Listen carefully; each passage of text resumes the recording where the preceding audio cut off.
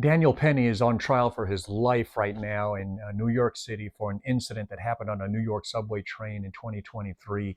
And I want to pull some conflict de-escalation lessons out of this situation so that you don't inadvertently find yourself in a similar situation, and that just to assure that you go home safe. For those of you who aren't really aware of what's going on over there, in 2023, an individual by the name of Jordan Neely came on to a subway train. He's got a history of drug and alcohol abuse, history of mental illness, a rap sheet. And he came on the subway train and he was acting loud, rude, obnoxious. He was threatening and menacing and just making people feel threatened and in danger for their safety. And Mr. Daniel Penny felt that there was imminent danger of great bodily harm or deaths. And so he grabs hold of Mr. Neely. Unfortunately, he grabbed hold of Mr. Neely in a chokehold and unfortunately maintained that chokehold for too long. And Mr. Neely passes away, and now Daniel Penny is on trial for murder. First and foremost, of all the lessons, if you take away nothing, if you learn anything, remember this: any chokehold in any manner, any grip, any pressure around the neck area on another human being is inherently dangerous and increases the risk of great bodily harm or death to the individual that you're inflicting that type of pressure and hold on. You've got to maintain situational awareness and self-discipline to recognize when it's time to relax the grip and adjust your hold. Folks, as a police officer, 20 years road patrol experience, I have been in this situation. You have to recognize when it's time to adjust your grip, adjust your hold, and adapt to the situation. There came a point when Mr. Neely stopped resisting and went limp. That was the time to recognize it's time to modify the grip and hold on him and go from a choke hold and neck grip and shoulder grip to adjust and just hold on to his arms, if anything at all. Everyone, they are saying that when first responders finally arrived on scene, and they're saying that Daniel had Mr. Neely in this grip for about 6 minutes. When they arrived on scene, Mr. Neely had a pulse. But folks, dying people have a pulse until they don't. The damage had been done. It's a scientific proven fact that restricting air and blood to the brain for about 4 minutes is enough to call irreparable damage up to and including death. And they're saying that Daniel had this individual in this group for 6 minutes.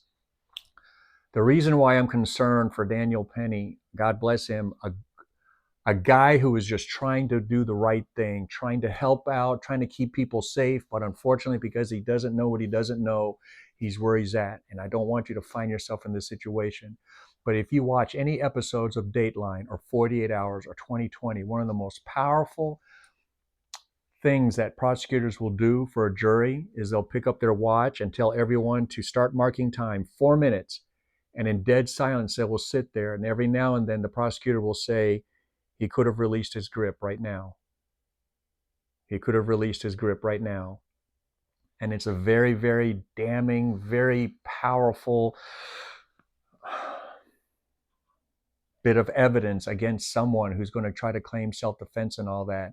Folks, when you grapple onto somebody, okay, make sure you maintain situational awareness to recognize when it's time to modify and adapt your grip and your hold on this person, and recognize and have the self-discipline to do just that. Don't find yourself ending up, because of your own adrenaline dump and excitement in the moment, that you end up doing something that could escalate the situation. And in this case, to the point where someone dies, and now you're fighting for your life in court, spending time, money, and effort, and all you were trying to do is do the right thing.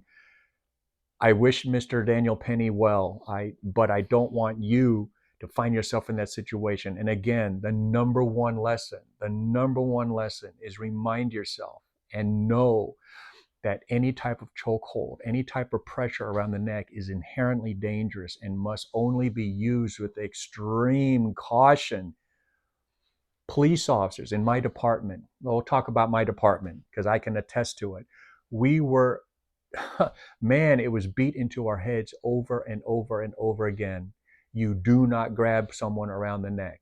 You do not grab someone around the neck. You do not grab someone around the neck. In a dynamic fight, and you're grappling and you're grabbing and you're pulling and all that, sometimes you will find yourself, your arms slipping around the shoulders, around the neck. You immediately have to let go and readjust because it is inherently dangerous.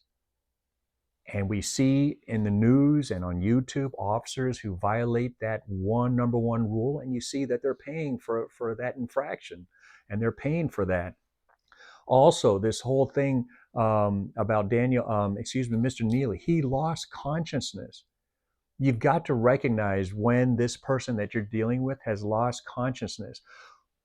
One of the first things dispatch will ask when you call 911 is whether or not the subject is conscious or unconscious, because every first responder will tell you, EMS, paramedic, firefighter, police will tell you that when we know we're dealing with someone who's lost consciousness or has reduced consciousness, we know that there is a greater risk of neurological damage and injury, and we need to get to that scene. The threat assessment, the risk danger is elevated when someone is unconscious. And when first responders arrived on scene with Mr. Neely was unconscious, and he had a pulse, but he was already dying. The damage had been done. Slow down, assess the situation. Do you really have to get involved? If you do feel like you need to get involved, how are you going to get involved? If you're going to grapple someone, are you aware that a chokehold is inherently dangerous? Are you trained to be grabbing someone around the neck? And that's where I think Daniel Penny is going to be in a heap of trouble. He was trained as a Marine combat warfighter about chokeholds. So inherently, theoretically, he knows that is a potential lethal force he's inflicting on Mr. Neely. And he should have at some point recognized that the threat had stopped. This man is limp in my arms. Have to modify, adapt, and improvise my grip and my hold on this person. Folks, slow down, assess the situation.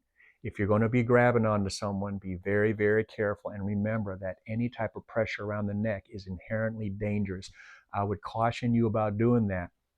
Because here's another question. Why couldn't Daniel Penny have just grabbed him? Because Daniel Penny was a young, strapping dude. And Neely was just an older, skinny guy with a history of drug and alcohol abuse. Why couldn't Daniel have just wrapped him up in a bear hug? Be very, very careful, folks, because you could be on the hot seat also answering those questions. Slow down, assess the situation, and recognize that any type of pressure around the neck or around the throat is potentially a lethal force being delivered. You have got to make sure that if you do find yourself grabbing someone around that area of the body, that you are prepared and recognize when it's time to release and modify your grip, all right? Make sure you go home safe and keep your home and bank account and all that safe. Slow down, assess the situation, all right? I wish Daniel Penny well. I don't know. See you on the next video.